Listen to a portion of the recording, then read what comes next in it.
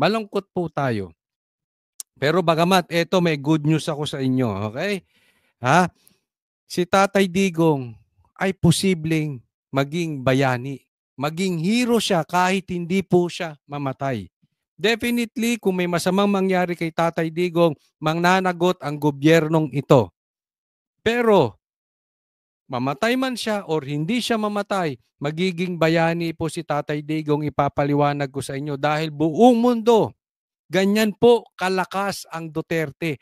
Lalong-lalo na po si Tatay Digong. Iba po ang influence ni PRRD. Buong mundo nanunood ngayon, nag-o-observe kung anong gagawin ng ICC. At posibleng dahil kay Tatay Digong masira ang credibility ng ICC. Mamaya ipapaliwanag ko sa inyo kung paano ito mangyayari. Okay, unahin muna natin itong audio ni Tatay Digong ha. Kapapasok lang nito at pag-usapan muna natin yan at bago yung kanyang kalagayan na makakauwi si Tatay Digong. To my countrymen, just to give you the current situation, I am about to land sa galing ako Dubai, stopover for sa long haul, sa long flight. Yan, ito na po yung sinakyan na eroplano. Hindi ko alam kung kanino man tong eroplano na ito, pero ito yung nagamit sa kidnapping kay Tatay Digong. Alam nyo bakit ko nasasabing kidnapping? Hindi po ito dumaan sa due process. Ang sinasabi nila, paano nyo matatawag na kidnapping yan? Dumaan naman yan sa legal na proseso. Hindi po ito dumaan sa legal process. Mamaya, extensively ipapaliwanag ko sa inyo. Hindi ito dumaan sa korte at dapat dumaan ito sa korte. Kaya questionin yan. At pag politika ang pumasok, delikado po ang ICC. Mamaya po paliwanag natin. Ito, nandyan na siya sa Dubai at palapag na siya sa Hague. And I really, if I have the means, ito sasabihin ko sa inyo ng tapat. Kung kaya ko, asahan nyo po, pupunta ako sa Hague. Pupunta ako dyan. I will find a way. I cannot promise kasi mahirap pong pumunta dyan. Pero kung magagawan ko ng paraan at meron akong kapasidad, I will try. Pupuntahan ko si Tatay Digong and I want to see him again. Kung hindi man, I can support him sa Davao. I will be in Davao. Gagawa natin ng paraan yan. Dahil si Tatay Digong, sinasakripisyo ang buhay niya para sa bansang Pilipinas. Okay ako. Doon na Torre. And I think this is something to do with the law and order noon. At sinasabi ko naman sa mga pulis, military na trabaho kayo at ako ang managot. So ito na nga. Galing, no? At ito sinabi ni Tatay Digong. Alam mo, ang dami ko sing napanood, nakabastusan ni Torre. Sobrang bastos, wala siyang respeto sa dating Pangulo na hindi sila padadaanin sa tamang proseso. Hindi pinadaan sa korte and yet sinasabi niya, sumisigaw si Torre. Hihilahin ko yan. Hihilahin ko yan. Tingnan nyo, ano ang naambag ni Torre sa bansang Pilipinas? Para gawin mo yan kay Tatay Digong na sinakripisyo ang sarili, masugpo lang ang droga sa Pilipinas, masugpo lang ang mga NPA at komunista sa Pilipinas. Nakakanggalit, alam mo, nakagalit ako. Kasi nagbubunyi ang mga adik ngayon. Ang kampon ng mga NPA, ng mga komunista, nagbubunyi ngayon. Hihilahin nyo si PRRD? Anong klase kayo? Pero tingnan nyo itong mama. Tingnan nyo ang difference niya kay BBM. Si BBM, lahat ng sinabi, hindi tinutupad. Anong sabi niya? Anong pangako niya? Alisin na natin yung mga jokes. May mga jokes kasi si PRRD at may mga jokes si BBM. Alam naman natin yon. Pero yung lehitimong pangako na ang pinag-uusapan ay presidente at ang taong bayan, pulis, etc., tinutupad. Si BBM hindi. Anong sabi niya pa? Hindi ko papapasukin ang ICC. Anong ginawa mo? Inalay mo si Tatay Digong sa ICC. Tingnan mo si Tatay Digong. Anong sabi niya? Magtrabaho kayo, sasagutin ko lahat. Pulis, sundalo, magtrabaho kayo. Sagot ko kayo. Ako ang mananagot. Basta gumalaw kayo ng legal, sugpuin nyo yung mga lintik na mga adik na yan, yung mga NPA na yan, yung mga komunista na yan. Yan yung sinasabi ni PRRD. May paninindigan. May bayag. Hindi katulad nung iba. Mangangako sa Pilipino, tapos hindi tutuparin. Mga baklang, hindi yung mga bakla naninindigan pa yan. I have nothing against sa mga gays, pero eto, talagang traidor. Iba sinasabi sa media, iba ginagawa. Pero si PRRD, kita nyo, sinagot niya lahat. Kaya nga gustong-gusto ko yung tanong niya sa sundalo. Mga sundalo, tanungin ko kayo, asaan kayo ngayon? Asaan kayo? Ang tanong niya, sundalo, militar, kilala nyo ba ako? Ano ang kasalanan ko? Asan na ang mga sundalo? Asan na yung magsabi to protect, to serve and protect? Alam mo, ito'y lehitimong question. Ito, lehitimong question na. Huwag po kayong magagalit mga pulis at sundalo. Marami tayong kaibigang pulis, sundalo. At alam ko matitino sila. Pero please don't tell us na wala kayong magagawa. Please don't tell us na sumusunod lang kayo. Kung kayo sundalo, kung kayo pulis, wala kayong magagawa sa bayan para ipagtanggol. Saan pa tayo aasa pag tayo na inapi? If walang magagawa ang sundalo, if walang magagawa ang pulis, paano na tayo? Eh di mas lalo na yung ordinaryong Pilipino. Tanong sa sundalo, sa pulis, legal ba yung pagkaka-aresto kay PRRD? Kung sa tingin ninyo legal, sige, panindigan nyo. Kung hindi, asaan kayo? Asaan kayo? Kung maganda ang nangyayari sa bansang Pilipinas, sige, manindigan kayo. Pero kung pangit, nilalabag na ang konstitusyon, asan kayo mga sundalo at pulis? Ito ang lehitimong tanong ng taong bayan sa inyo. Huwag nyo sanang ikagalit. Ang loyalty ba ninyo ay nasa konstitusyon pa o na kay Marcos? Regardless, your loyalty should not be with the Marcoses, with the Dutertes, or kung sino man. Ang loyalty nyo ay dapat nasa taong bayan, nasa konstitusyon. Alam mo ang hinaing ng taong bayan ngayon? We cannot blame them. Ito, paparating ko lang sa inyo ha. Huwag kayong magagalit sa akin. Yan talaga ang sigaw ng taong bayan ngayon. Asaan ang AFP?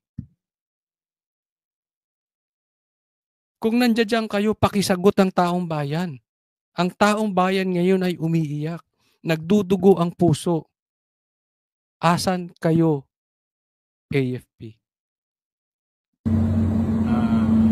And please don't tell us. Kasi may mga naririnig ako, I really don't know if it's fake news or not. But please don't tell us na magkaroon kayo ng rally na 1 million. Then lalabas ang AFP.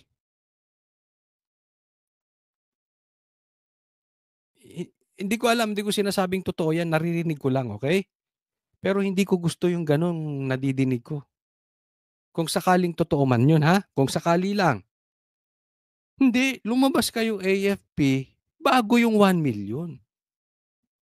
'Di ba? Kung sa tingin ninyo, naaapakan na ang karapatang pantao, nawawala na ang due process ng Pilipino, dapat na kayo tumayo. Desisyonan nyo muna.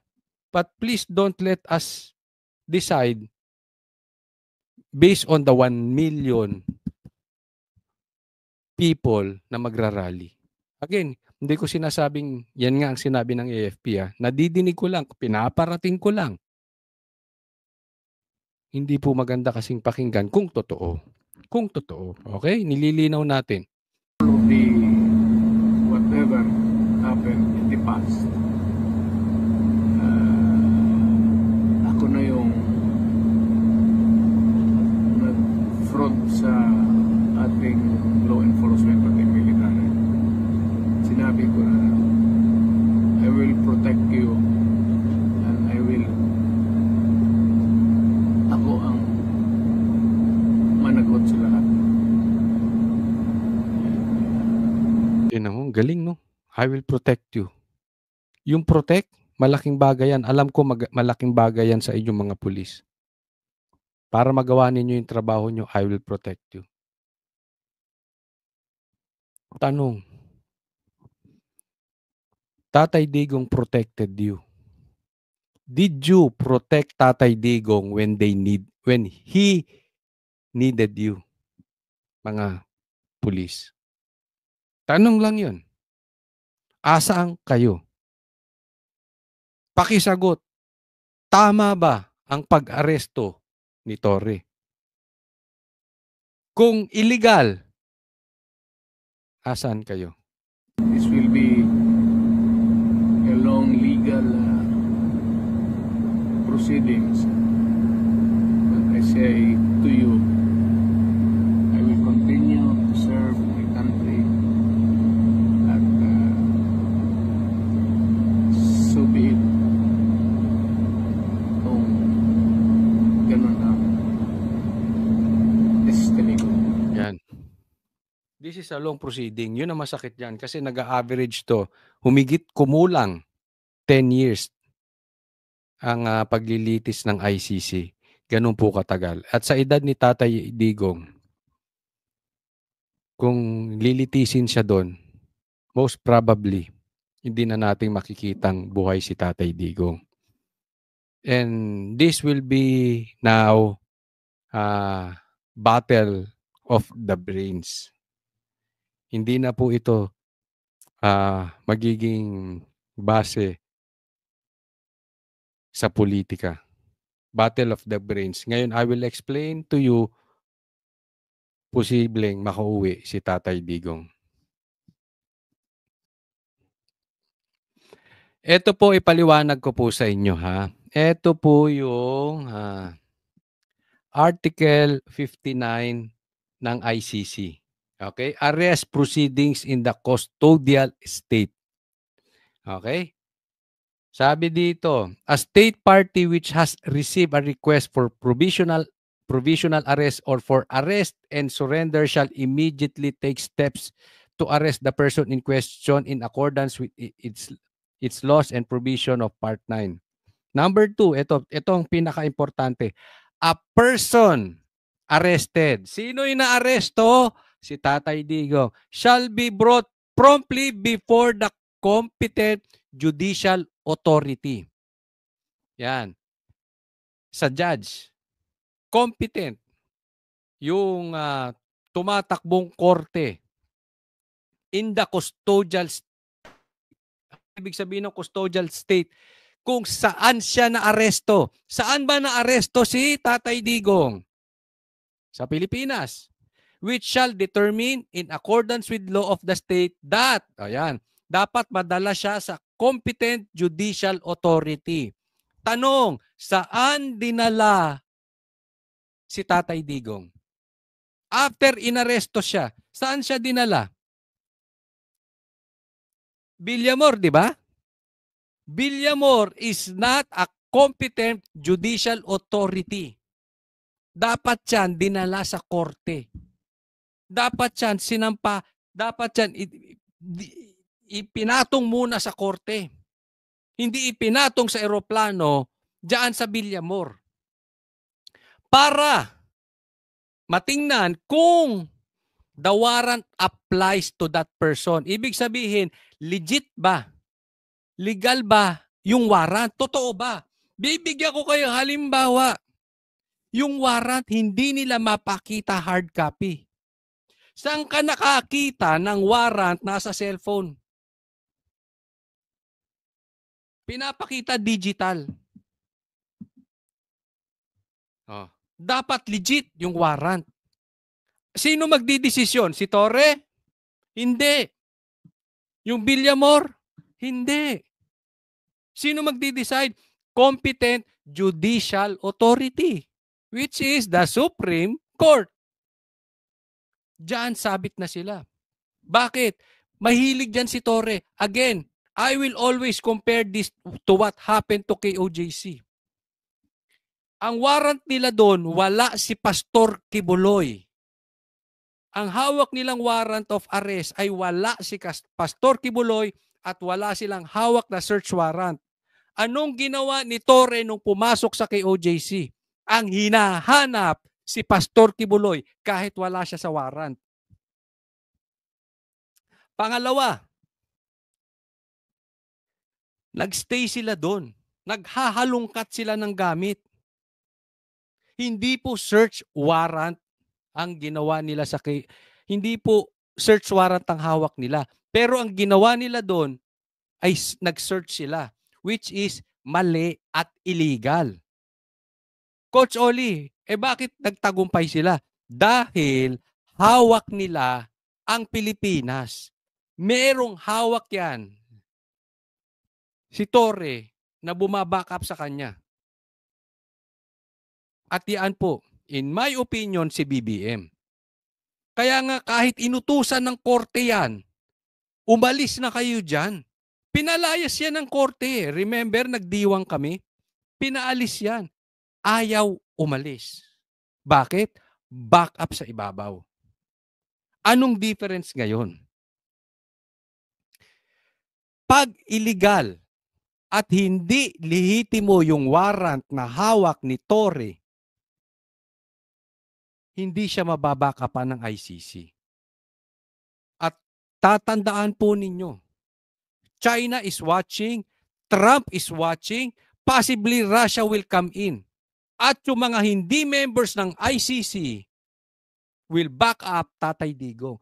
Always remember this. Kaya nga sinasabi ko sa inyo, Tatay Digong, dead or alive, will come back a hero. Tandaan nyo yung sinabi ko. He will come back a hero. Bakit? Kailangan panindigan ng ICC yung kanilang credibility. And if it's proven that the arrest was illegal at hindi nila pinabalik si Tatay Digong,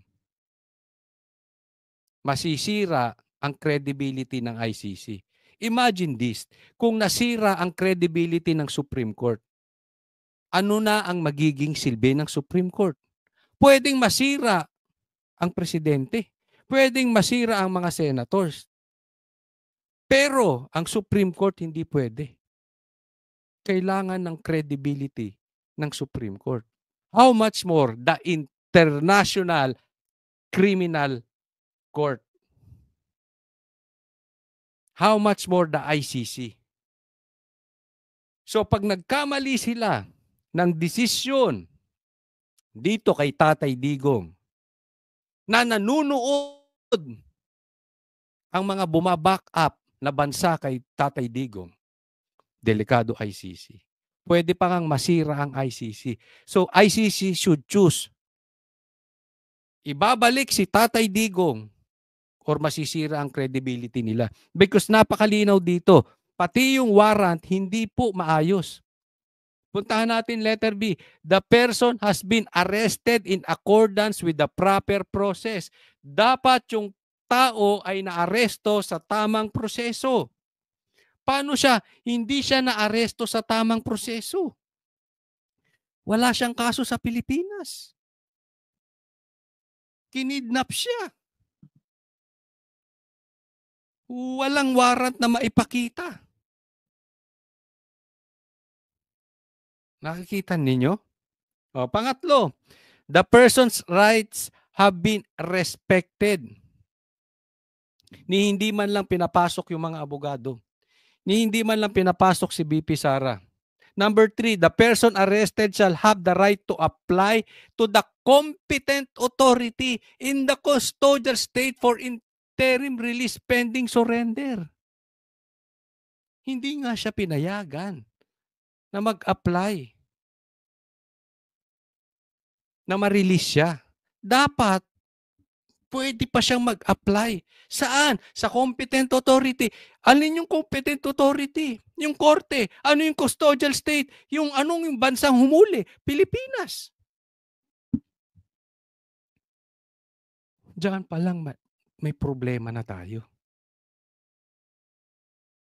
Ito napakaliwanag. And PRRD and ICC are being watched by the whole world. Titingnan nila ang kredibilidad ngayon. Tatandaan natin. Sa tingin natin, malaki si Tatay Digong. Sa tingin natin, mahal siya ng Pilipinas. Nagkakamali kayo. Tatay Digong is bigger than the Philippines. Mahal po siya sa buong mundo. Hindi lang po Pilipino. May mga supporters siya na bansa. Why? Kasi malinis. Malinis si Tatay Digong. Kung meron man siyang pagkakasala tungkol sa humanity, it's because pinagtatanggol niya yung biktima ng mga adik. Ang problema sa atin ngayon sa Pilipinas, natutuwa tayo pagpatay yung biktima at buhay yung adik. Again, pagdating sa ICC, that is beyond Marcos control. Iba na po yan. Ibang-iba na yan. Kaya yung pagkakamali ni Torre sa KOJC, namamayagpag yan ngayon. Bakit? Marcos is in control. Pag naalis yan si Marcos, may problema si Torre. Pero sa ICC, walang kapangyarihan si Torre, walang kapangyarihan si Marcos. And they will force ICC to make equal protected rights of the accused and maybe yung arresting country, which is the Philippines. They need to hindi sila pwedeng maging double standard. Kakastiguhin po sila ng mga bansa. Alam nyo, maraming butas. I-explain ko lang sa inyo, ha? Kasi ito, papakita ko sa inyo. Saglit. Ipapakita ko kasi iba ang explanation ni Marcos. Ito po nakita ko kay Sasa. Yan. Siya po ang ano nito. And thank you, Sas. Ang ganda ng pagkakukuha mo dito. I already told you it's BBM's decision that he could not admit. It's a foreign policy issue and jurisdictional issue. Yung jurisdictional issue, dapat sumagot niyan Supreme Court. However, pinalipad nila bago makapagdesisyon. Pinalipad agad si Tatay Digong, remember? Bago nagkaroon ng TRO. Remember, Tebes, na may red notice from Interpol but never surrendered back to the Philippines. Bigyan ko kayo ng konteksto. Kasi, naalala nyo si Marcos, sinabi niya, hindi niya papapasukin. For the 100th time, hindi ko papapasukin ang ICC. Okay? Ang sinasabi ni Marcos, hindi nila pinapasok ang ICC. Sila po ay na gumalaw dahil sa red notice ng Interpol. Okay? Anong difference ng Interpol at ICC? Ipapaliwanag ko sa inyo kasi napaka-importante nito. Pero ito sinasabi, Interpol cannot compel the law enforcement authorities in any country to arrest someone who is the subject of a red notice. Ang Interpol hindi po pwede mag ah, ah, magbigay ng warrant of arrest. Sila lang ay pwede magbigay ng red notice. Oh, may red notice, arestuhin si PRRD in compliance with ICC. Kaya nga yan po ay pinaiikot tayo ni Marcos. Anong sinasabi niya? Hindi ICC. Interpol po. Umaksyon po kami sa Interpol at hindi namin pinapasok ang ICC. Doon pa lang nagpapalusot na siya. Okay? Pero walang kapangyarihan ng Interpol para sabihin, arestuhin nyo yan si Tatay Digong. Ang magdi-decide nun, ay yung bansa. Sino magdi-decide nun? Ang korte. Each member country decides what legal value it gives to a red notice and the authority of their law enforcement officers to make arrest. Sa madaling salita, sinungaling talaga yung presidente nyo. Bakit? Ang ibig niyang sabihin, wala ako, sumunod lang kami kasi kailangan naming sumunod. Ganyan po, kawalang ano yan. Ganyan kawalang yagbols yan. Hindi niya masabi sa taong bayan na pinapasok niya ICC dahil sinungaling siya. Hindi niya masabi sa taong bayan na desisyon niya ang paghuli kay Tatay Digong. Sinungaling po yan si Marcos. Hindi po pwedeng wala siyang magagawa. Siya ang magdi-decide. Hindi po ang Interpol. Ang Interpol, ang kaya lang niyang gawin ay magbigay ng red notice. Each member country decides what legal value it gives to a red notice and the authority of their law enforcement officers to make arrest. So sa madaling salita, desisyon ni Marcos. Sinungaling. Ito ipakita ko sa inyo. Ano ba ang pinagkaiba ng Interpol sa ICC? Ang Interpol po ay international police organization. So parang sa bansa natin, yan yung PNP.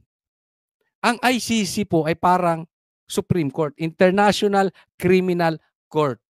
Yan po ang maglilitis. Parang Supreme Court, naglilitis ng batas ng mga nasasakdal. Ang PNP po, sila ang naman ng international police na kailangan makapagpatupad ng batas. Ito yung mga differences niyan. Tracks and arrest criminals. ICC investigates and prosecutes serious crimes. Anong otoridad nila? Helps national police forces. Tulungan lang yung mga pulis. Ang ICC, huhusgahan yung nasasakdal. Patungkol naman sa warrants, no. Wala pong kapangyarihan ng Interpol ng warrants. Ang may karapatan lang ICC. Pwede ba sila prosecute? Hindi. Ang ICC meron. Ito ang pinaka-importante sa lahat. Ano ang focus usually ng Interpol? Drug trafficking, malabo kay Tatay Digong. Terrorism, malabo kay Tatay Digong. Remember si Tebes? Pinasok nila sa terrorism kahit hindi naman. Para ano? Para mapagalaw nila yung Interpol. Tingnan nyo kung gaano katarantaduhang ginagawa sa bansa natin. Ang daming terorista sa Pilipinas natin. Si Tebes ay hindi banal. But everybody knows, every Filipino knows, hindi terorista si Tebes. Fraud, malabo kay Tatay Digong. Cybercrime, malabo kay Tatay Digong. Ano naman ang focus crimes ng ICC? War crimes, Wala si Tatay Digong. Genocide? Hindi. Crimes against humanity. Ito po yung ginagamit nila kay Tatay Digong. Yung crimes against humanity. Yung EJK. Okay? Ngayon, bakit pinapasok, bakit sunod sa red notice si BBM? Yun ang sinasabi niya, di ba? Okay? Ito nakikita kong ground. Hindi po ako abogado. Pero pag mapakita natin sa ICC na this is political in nature, mapapawalang sala si Tatay Digong. Sa katunayan, at the get-go, dapat dismiss na yan. At the get-go, dapat pabalikin na si Tatay Digong. Hindi na pwedeng litisin. Why? The arrest is illegal. If the arrest is illegal, lahat po ng kasunod, hindi na po pwede. Parang ano yan eh, parang nag-search ka sa isang lugar. At mali yung search mo sa isang lugar. Lahat ng abogado alam to. Nagkamali ka, illegal yung search mo. Lahat ng makita mong ebidensya ron sa prutas ng illegal search, hindi tatanggapin ng korte. Naintindihan nyo? Ganyan ang ginawa kay Tebes, di ba? Hindi nag-issue ng red notice kay Tebes. Oh. Hindi, kung asa ang bansa si Tebes, hindi ni respeto nung bansa na yun. Bakit? Ang magdi-decide hindi yung Interpol, kung hindi yung bansa na yun. At hindi nila ni-release si Tebes. Remember that. Anong ginawa ng Pilipinas? Etong si Marcos, walang yagballs aminin. And yet, ni-release nila si Tatay Digong.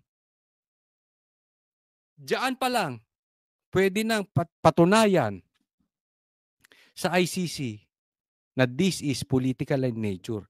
Diyan pa lang sa politika, pwede na nating makita si Tatay Digong. Bakit politika in nature?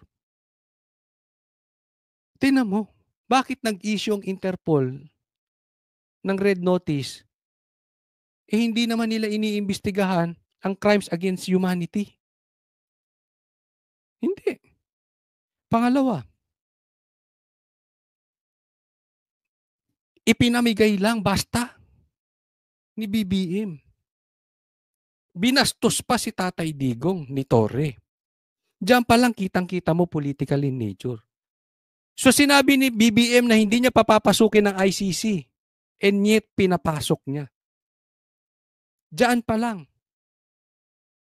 Alam mo, may budol na si Marcos. Again, that is politika. Ginagamit niya para sirain ang Duterte. We can even prove to them yung arrest, yung pagka-aresto kay Tatay Digong na walang maayos na warrant, tapos hindi pinaharap sa korte ng Pilipinas, basta nilipad. Pero sa katunayan, meron ng TRO. Pinalipad lang basta para hindi abutin ng TRO. Yan ay isang paglabag na agad na dapat respetuhin ng ICC. Bukod pa doon, nakatunayan yan na politika. Na ang paghuhusga, na ang sinasalubong ni Tatay Digong ay hindi dahil siya talaga ay may problema sa EJK. Dahil ni isang kaso patungkol sa EJK, wala silang maibigay. Sa tingin ninyo, kung matibay ang ebidensya ng gobyernong ito sa EJK ni Duterte, hindi nila sasampahan ng kaso. Hindi sinampahan ng kaso dahil alam nila, yung investigasyon nila, yung ebidensya nila ay hindi tatayo sa korte. Tatayo yan sa mga vloggers nilang bulok. Naintindihan? Dito hindi. Hindi po pwede sa korte. Kaya nga walang sinampa. Ni isang kaso walang sinampa and yet binadali ni Toring palipadin. Why? political in nature para sirain si Tatay Digong. Pag yan,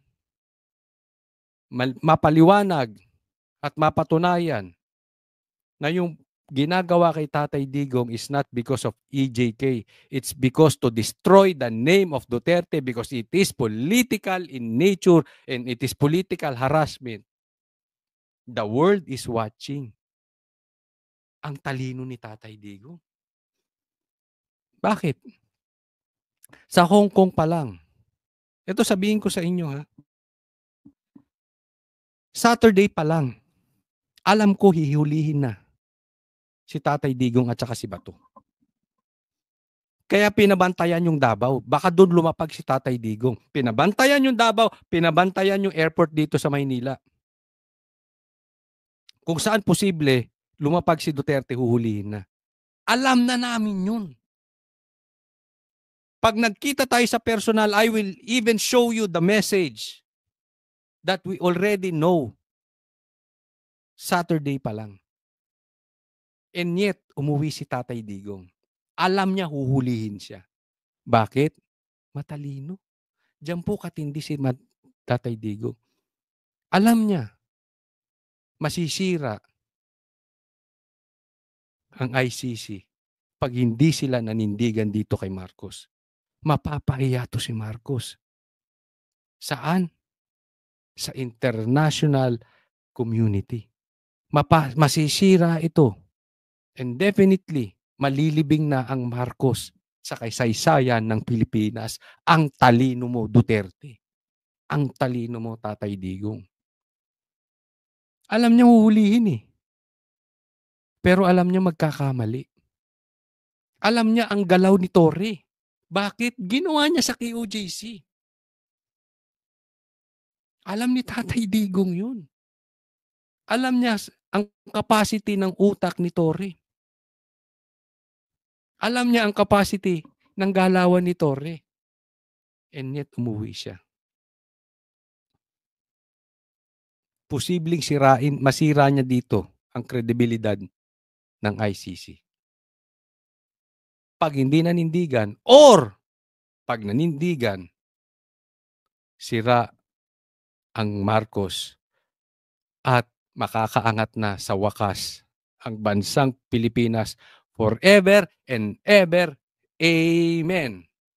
Ang galing ni Tatay Digong. Pakikalat po itong video na ito. At sana mag-subscribe kayo. I-like nyo po itong video na ito. Huwag po kakalimutan yung aking second channel, Coach Oli News 2. And yung aking main channel sa Facebook, sa YouTube, at sa TikTok, Coach Oli News PH. Maraming salamat po. At I really hope we will go to Davao. Attend po tayo rally. I will do. We will give. If I can do something, we will even follow Tatay Digong sa Hague. Kita-kita po tayo para sa Diyos at Pilipinas ko mahal. God bless everyone.